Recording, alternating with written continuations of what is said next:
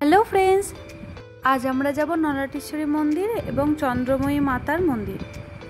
নলাটেশ্বরী মন্দিরটা আমরা অনেক কবার গেছি, কিন্তু চন্দ্রময়ী মাতার মন্দির আমরা প্রথমবার যাচ্ছি।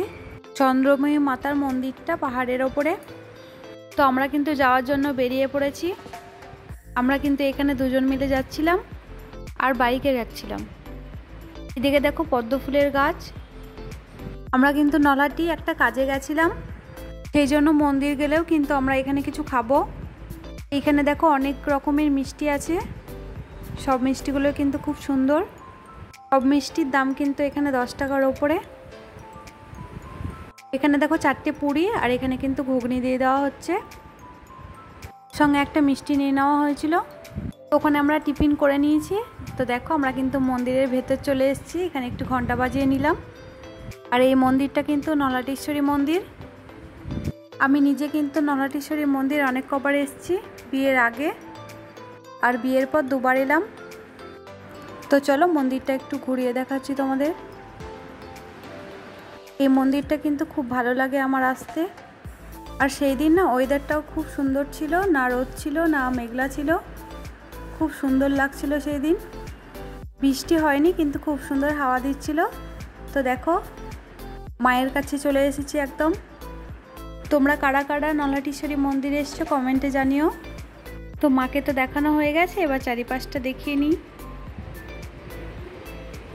এই চারিপাশগুলোতেও কিন্তু ঠাকুর আছে। আর এই মন্দিরে কিন্তু অনেকের বিয়ে হয়। এখানে একটা নিম গাছ ছিল, সেই নিম গাছটা কিন্তু অর্ধেকটা মিষ্টি নিম পাতা এবং অর্ধেকটা হচ্ছে তেতো নিম পাতা। ওই দিক থেকে উঠে কিন্তু এই দিক থেকে দেখো মন্দির দিয়ে নামা হবে।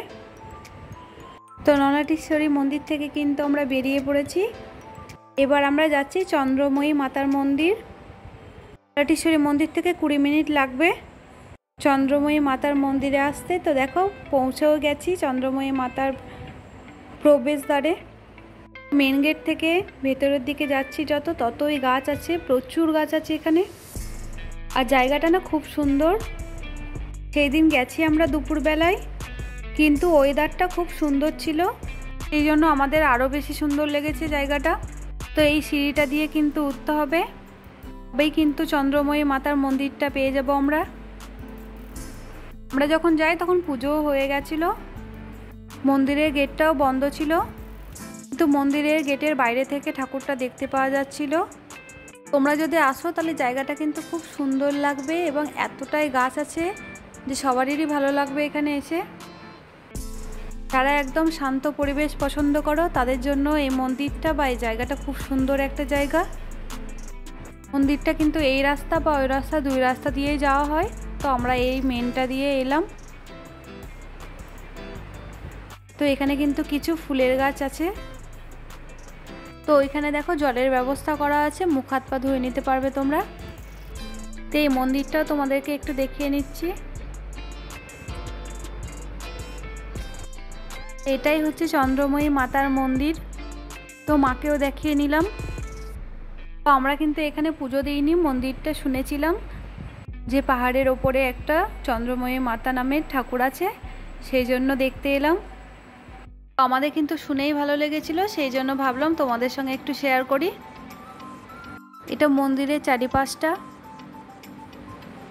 এখানেও কিন্তু বড় করে পুজো হয় এবং প্রতিদিন মনে হয় এমনি ফুল জল দেয়। পুজোটা কোন দিন বড় করে হয় সেটা বলতে পারবো না, শুনেছি কিন্তু ভুলে গেছি। আমরা যেহেতু পুজো দিইনি সেই জন্য দেখো ওই গাছ থেকে একটা জবা ফুল নিয়ে এসে মাকে দিল, আমিও কিন্তু দিয়েছিলাম।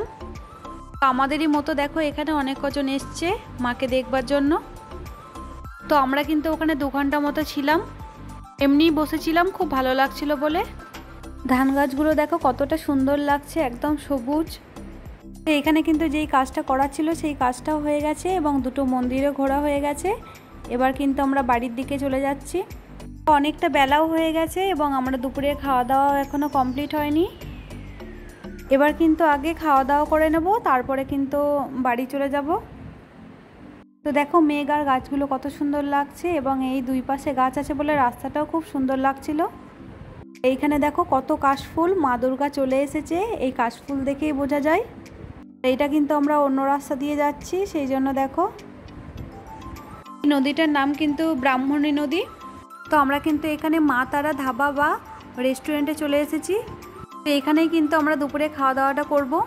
সাদা ঝরঝরে ভাত, তার সঙ্গে এক টুকরো লেবু, মুগের ডাল, আলু ভাজা, ভেন্ডি ভাজা, আলু পোস্ত এবং পাঁচমেশালি তরকারি।